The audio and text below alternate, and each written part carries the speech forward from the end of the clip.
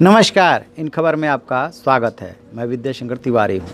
JNU फी hike पे एक बार फिर से दो पुराने प्रतिद्वंदी आ भिड़े हैं।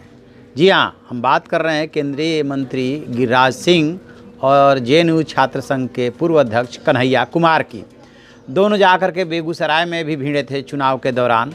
खूब जम करके दोनों अपने हिसाब से चुनाव लड़े।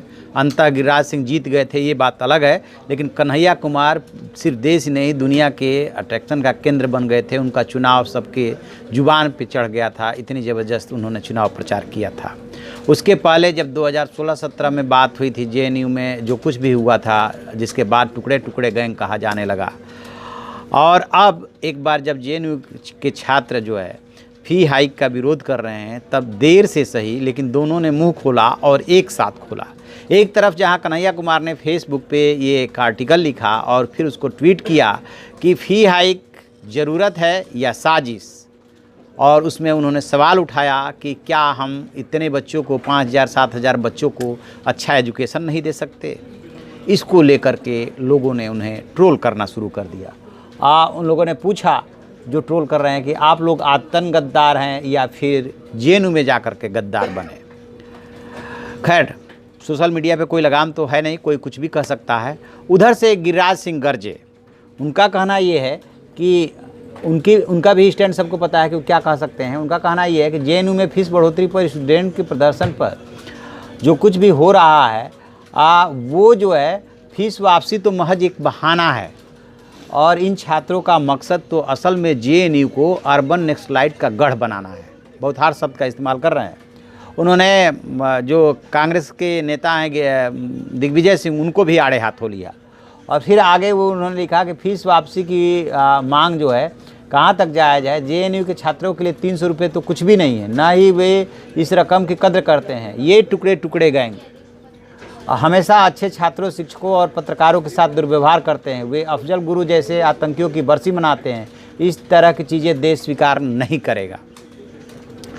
हुआ क्या है कि जब ये छात्र आंदोलन फी हाइक को लेकर के जोर पकड़ने लगा, तेज़ी पकड़ने लगा, और छात्रों ने जो है अपना आंदोलन वापस लेने से मना कर दिया, इसके बाद से इसको लेकर राजनीति शुरू हो गई है। और आरोप ये लगाया जा रहा है कि छात्रों का आंदोलन जो है राजनीति से प्रेरित है। इसके पीछे ज़रूर राजनीतिक लोग हैं जो इसको बैक कर रहे हैं। जैसा कि आपको पता ही है कि जब इन छात्रों ने संसद मार्च किया था, बीच में रोक करके इन पे लाठीचार्ज पुलिस ने किया था, जिसमें कई छात्र बुरी तरह से घायल हो गए थे, तो ये मामला संसद में भी गूंजा था, और लोकसभा राज्यसभा दोनों जगह ये गूंजा। फिर उसके बाद से जो हाई पावर्ड कमेटी बनाई गई थी एमएचआरडी की तरफ से, उसकी जो है मीटिंग हुई, उसमें जो है छात्रों ने अपनी बात भी रखी है, लेकिन उन्होंने एक बात क्लियर कर दिया है कि जब तक ये फी हाइक वापस नहीं हो जाती है, तब तक वो अपना आंदोलन जारी रखेंगे।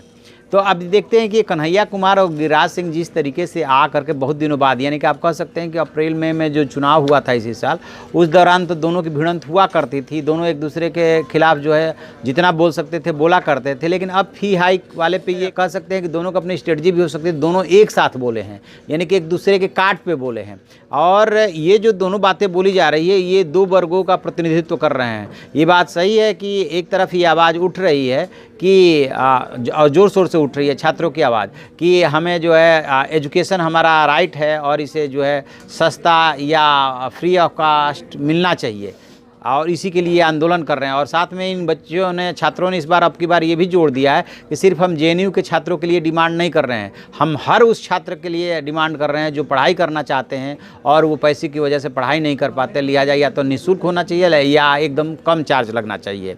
दूसरी तरफ एक वर्ग भी सोशल मीडिया पे आ गया है और मीडिया में भी आ गया है, जिसका कहना है कि हम अपने टैक्स के पैसों से आपको क्यों पढ़ाएं।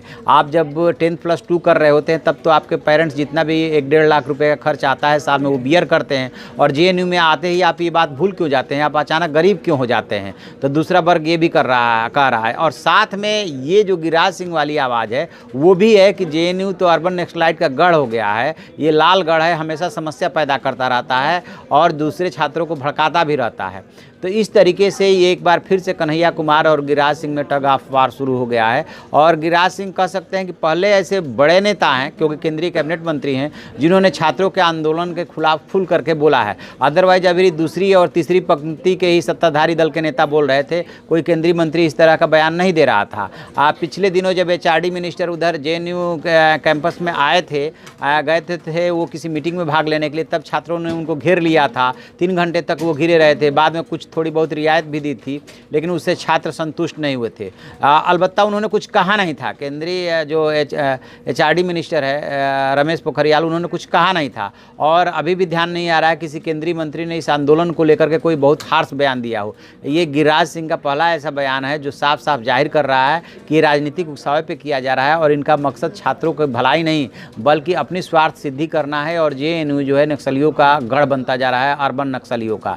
जबकि उधर से जो विपक्ष है, समाजवादी पार्टी हुई तो राम गोपाल यादव बोले, आपके जो है संजय सिंह पार्लियामेंट में बोले, और दानिश अली जो है BSP के नेता हैं वो बोले। बहुत सारे नेता जो है बोल चुके हैं कि JNU के छात्रों के साथ जो कुछ भी किया जा रहा है ठीक नहीं किया जा रहा है। JNU से पढ़ लिख करके निकले इस समय केंद्रीय कैबिनेट में 2 मंत्री भी हैं। एक तो वित्त मंत्री निर्मला सीतारमण है, दूसरे विदेश मंत्री S जयशंकर है। इन मंत्रियों ने भी अभी तक मुंह नहीं खोला है। बस हो क्या रहा है कि मौन साधे हुए हैं और इधर से विपक्ष वार कर रहा है और उधर मीटिंग चल रही है, लेकिन नतीजा कुछ नहीं निकल रहा है, जिसको लेकर के छात्रों का आक्रोश बढ़ता जा रहा है। और उधर जिस तरीके से पुलिस और CRPF ने छात्रों पर लाठीचार्ज किया था, खासतौर से एक दिव्यांग छात्र की जितनी बुरी तरह से पिटाई की गई थी, उसको लेकर के काफ़ी आक्रोश है। सोशल मीडिया में तरह तरह के अभियान चल रहे हैं। देखते हैं अल्टीमेटली क्या रिजल्ट निकलता है। लेकिन ये दोनों जो है आकर के पुराने प्रतिद्वंदी एक बार फिर से फी हाइक पे भिड़ गए हैं।